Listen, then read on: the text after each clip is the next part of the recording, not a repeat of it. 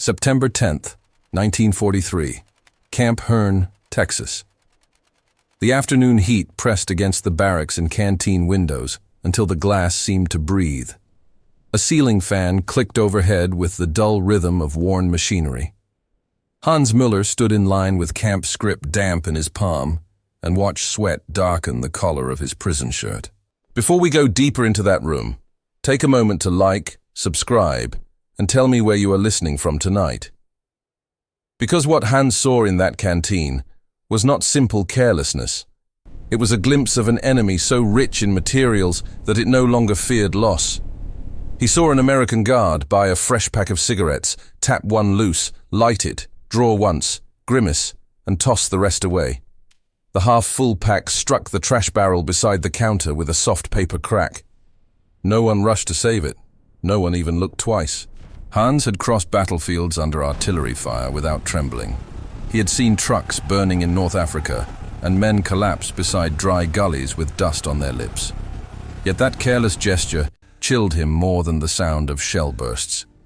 In that instant, he understood that he was fighting a nation with so much abundance it could afford to ignore the value of things other countries treasured. Back in Germany, waste had become almost immoral. Bread crusts were saved. Soap was shaved down to the final sliver. Old cloth became patches, then rags, then stuffing. A cigarette was not smoke and paper. It was bargaining power, a comfort, a reward, a memory of normal life. Hans had grown up near Kassel in a narrow apartment above a cobbled street. His father worked the rail office and carried timetables home in his head. Nothing in that home was discarded quickly, because everything might matter tomorrow. He entered the Wehrmacht carrying those same habits. Fold blankets tight. Clean and oil whatever can still work. Save bread for the march. Hide small luxuries because tomorrow always arrives harder than expected. The army deepened those lessons until thrift felt like discipline and discipline felt like virtue. Then the war in North Africa stripped life to essentials. Water mattered more than rank. Fuel mattered more than speeches. Engines choked on sand. Tires split on rock, and supply columns vanished into distances too wide to control. By the time Hans surrendered, he no longer feared death most. He feared becoming dependent on the mercy of strangers. The journey west felt like exile without a map. The air below deck smelled of rust, wet canvas, oil, and sickness. Men guessed where they were headed and guessed wrong every night. When they finally reached America, trains took them inland through landscapes that seemed too broad to be real. Hans stared through the slats and saw fields running to horizons that never appeared to end. Grain elevators rose from the plains like towers. Cattle dotted the distances like dark stains under a sky so large it made Europe feel cramped. Camp Hearn stood in that vastness with clean lines and practical order. Rows of barracks, wire fences, guard towers, gravel paths. It looked temporary, but it functioned with an ease Hans had stopped expecting from wartime institutions. Doors worked, pipes worked, lights worked, meals arrived on time. That last fact unsettled the new prisoners most. They expected hunger, thin soup, revenge, and decay. Instead, they found steady portions, white bread, hot coffee, regular meat, and kitchens that never seemed to fall silent. The food was not luxurious by American standards, but to men shaped by war in Europe, it bordered on the unbelievable. At first, many distrusted it, but the days passed. The bread kept coming. So did potatoes, sugar, canned fruit, coffee, and soap. Every morning the camp resumed itself as if shortage were a foreign rumor. Hans noticed something deeper than comfort. Replacement. A broken bulb disappeared, and another appeared. Torn clothing went out and repaired garments returned. Kitchen stock thinned and fresh crates arrived. Here, supplies moved so smoothly that their arrival hardly drew attention. The canteen turned that quiet strength into something visible. It was not large, yet it seemed crowded with ordinary miracles. Candy bars, razor blades, writing tablets, toothpaste, combs, soft drinks, tobacco, and cartons of cigarettes sat under bright light, as if war belonged to another planet. Men stared at the shelves, the way pilgrims stare at altars. Hans saw prisoners reach for wrappers and labels almost reverently. Most of all, they watched the tobacco counter. In Europe, a cigarette could be split, traded, or guarded for days. Here, cartons stood stacked like common groceries. That was why the guard's gesture landed with such force. It was not merely wasteful, it was casual.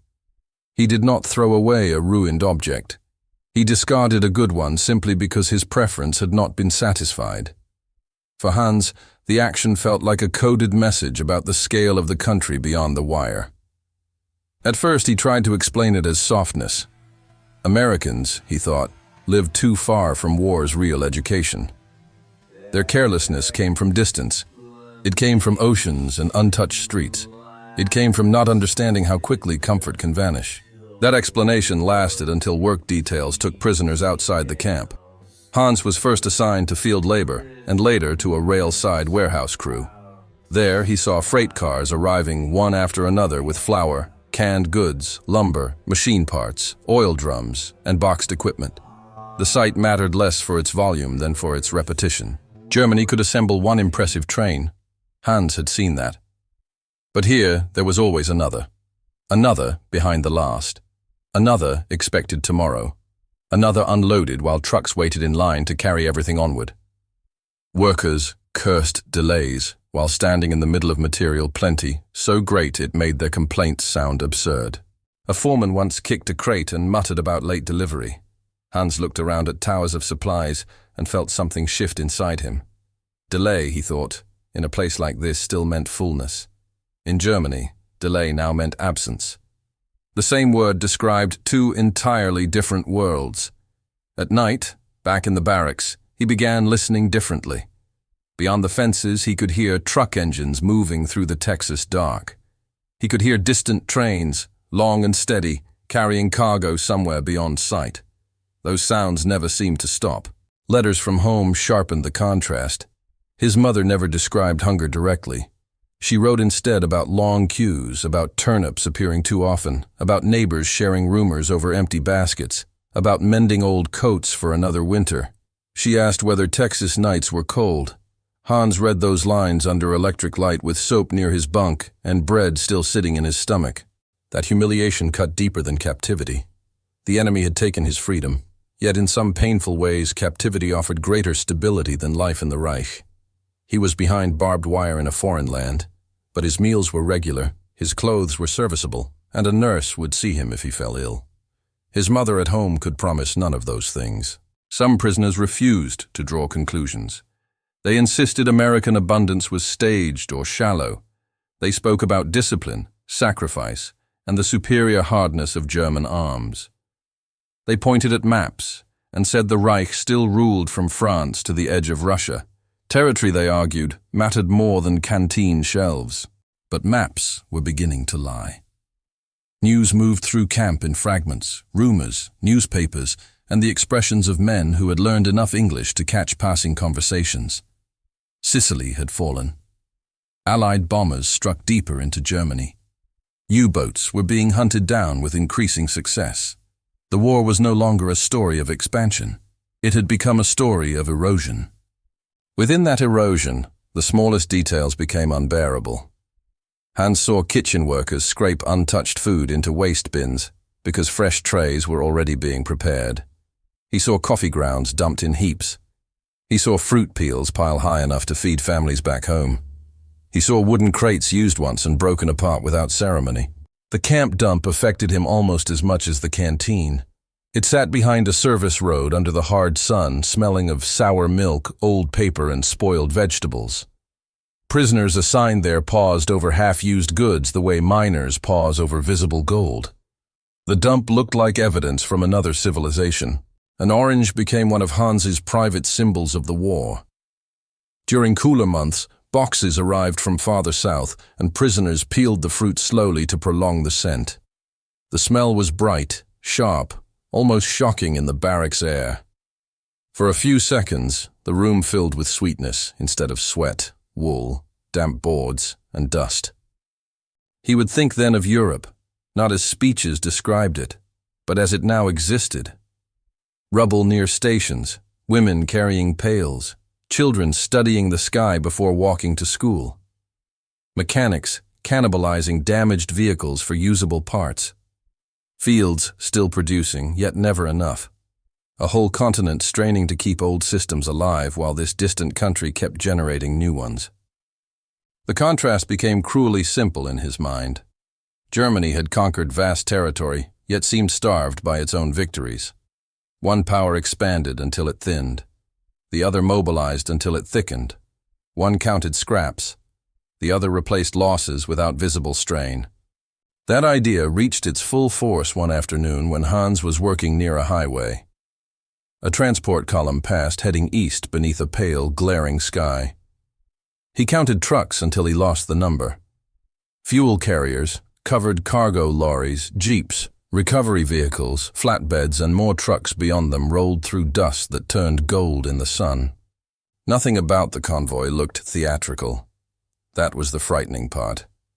The drivers were relaxed. Some laughed, some smoked. Helmets flashed and disappeared. The column did not feel like an extraordinary effort assembled for one decisive moment. It felt routine, the everyday motion of a machine too large to notice its own mass.